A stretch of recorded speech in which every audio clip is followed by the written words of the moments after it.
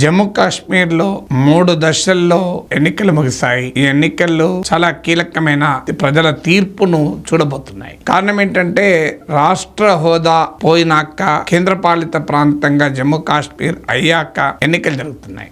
ఈ ఎన్నికలు ఆర్టికల్ 370 రద్దయ్యాక జరుగుతున్న మొదటి ఎన్నికలు. 10 ఏళ్ల తర్వాత మొదటిసారి జమ్మూ కాశ్మీర్ ప్రజలు తమను పాలించే రాష్ట్ర ప్రభుత్వాన్ని ఎన్నుకునే అవకాశం పొందుతున్నారు. ఈ ఎన్నికల్లో ఎక్కడా ఎలాంటి దుస్సంఘటనలు జరగలేదు. గతంలో ఎన్నికలంటే తీవ్రవాదుల దాడులు, అవాంఛనీయ సంఘటనలు జరిగేవి. మోరార్లెస్ పీస్ఫుల్ గా జరిగాయి. దేశంలో ఇతర ప్రాంతాల్లో ఎలాగైతే జరుగుతాయో ఇంకా ఇక్కడ కూడా అదే విధంగా ఎన్నికలు జరిగాయి. అంతేకాదు భారీ ఎత్తున కూడా ప్రజలు ఓటింగ్ లో పాల్గొన్నారు. ఇది కూడా మనము చాలా హర్షించాల్సినటువంటి పరిణామం. అన్నిటికన్నా ముఖ్యం ఏంటంటే మిలిటెంట్లు, నిన్న దాకా తుపాకులు పట్టుకున్న వాళ్ళు, వేర్పాటువాదులు కూడా ఈసారి ప్రజాస్వామిక ప్రక్రియలో భాగమయ్యారు.